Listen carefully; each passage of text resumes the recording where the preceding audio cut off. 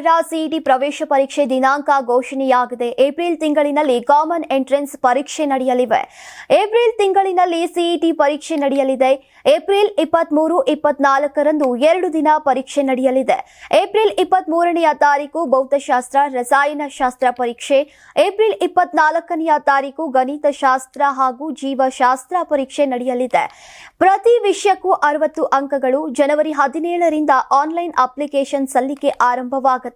ಇನ್ನು ಉನ್ನತ ಶಿಕ್ಷಣ ಸಚಿವ ಡಾಕ್ಟರ್ ಎಂಸಿ ಸುಧಾಕರ್ ಹಾಗೂ ವೈದ್ಯಕೀಯ ಶಿಕ್ಷಣ ಸಚಿವ ಡಾಕ್ಟರ್ ಶರಣ್ ಪ್ರಕಾಶ್ ಪಾಟೀಲರಿಂದ ಸಿಇಟಿ ದಿಕ್ಸೂಚಿಯನ್ನ ಬಿಡುಗಡೆ ಮಾಡಲಾಯಿತು. ಪ್ರವೇಶಾತಿಗೆ ಅರ್ಜಿ ಸಲ್ಲಿಸೋಕೆ ಈ ದಿಕ್ಸೂಚಿ ನೆರವಾಗುತ್ತೆ. ಗ್ರಾಮೀಣ ಪ್ರದೇಶದ ಮಕ್ಕಳಿಗೆ ಗೊಂದಲ ನಿವಾರಣೆಗೆ ಇದು ದಿಟ್ಟ ಹೆಜ್ಜೆಯಾಗಿದೆ. ಕೆಇಎ ಕಚೇರಿಯ ಆಧುನೀಕರಣ, ಸಭಾಂಗಣಗಳ ಉದ್ಘಾಟನೆ ಕೂಡ ಆಗ್ತಾ ಇದೆ. ಇದು ಒಂದು ರೀತಿಯ ಹೊಸ ಪ್ರಯತ್ನ ಅಂತಾನೆ ಹೇಳಬಹುದು. ಈಗಾಗಲೇ ಸಾಮಾಜಿಕ ಜಾಲತಾಣ, ಚಾಟ್ ಬುಕ್ ಮೂಲಕ ಜಾಗೃತಿಯನ್ನ ಮೂಡಿಸ್ತಾ ಬಂದಿದ್ದೇವೆ. ಆದರೂ ವಿದ್ಯಾರ್ಥಿಗಳು ಕೌನ್ಸಿಲಿಂಗ್ ನ ವಿವಿಧ ಹಂತಗಳಲ್ಲಿ ತಪ್ಪನ್ನ ಮಾಡ್ತಾ ಇದ್ರು. 3.75 ಲಕ್ಷ ದಿಕ್ಸೂಚಿ ಪ್ರತಿಗಳನ್ನ ಮುದ್ರಿಸಿ ಅಗತ್ಯವಿರುವಂತಹ ವಿದ್ಯಾರ್ಥಿಗಳಿಗೆ ತಲುಪಿಸುತ್ತೇವೆ. ಸಿಇಟಿಯನ್ನ 2026 ಏಪ್ರಿಲ್ 23 ಮತ್ತು 24ರಂದು ಮಾಡಬೇಕು ಅಂತ ತೀರ್ಮಾನ ಮಾಡಿದ್ದೇವೆ.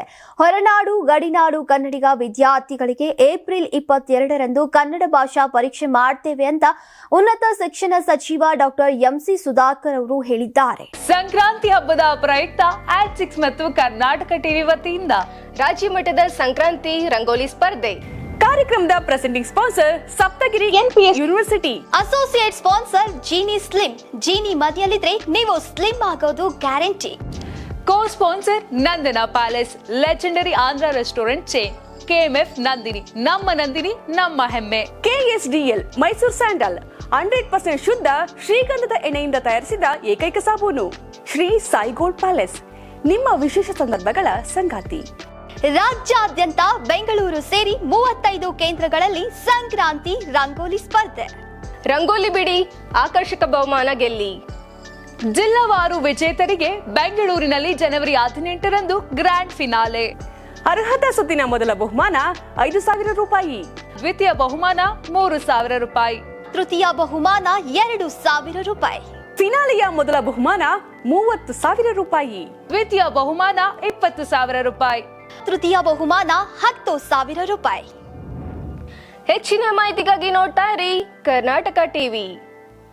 ಯಾರಾಗ್ತಾರೆ ಎಂಎಲ್ಎ ಅಭ್ಯರ್ಥಿ 2028 ಶೀಘ್ರದಲ್ಲೇ. ಪ್ರತಿದಿನ ಒಂದೊಂದು ಕ್ಷೇತ್ರದ ಟಿಕೆಟ್ ಆಕಾಂಕ್ಷಿಗಳ ಸಂಪೂರ್ಣ ಮಾಹಿತಿ ಪೊಲಿಟಿಕಲ್ ಜರ್ನಲಿಸ್ಟ್ ಕೆಎಂ ಶಿವಕುಮಾರ್ ಅವರಿಂದ. ಕರ್ನಾಟಕದ ನಂಬರ್ 1 ಡಿಜಿಟಲ್ ಮೀಡಿಯಾ ನಿಮ್ಮ ನೆಚ್ಚಿನ ಕರ್ನಾಟಕ ಟಿವಿಯಲ್ಲಿ ಮಾತ್ರ.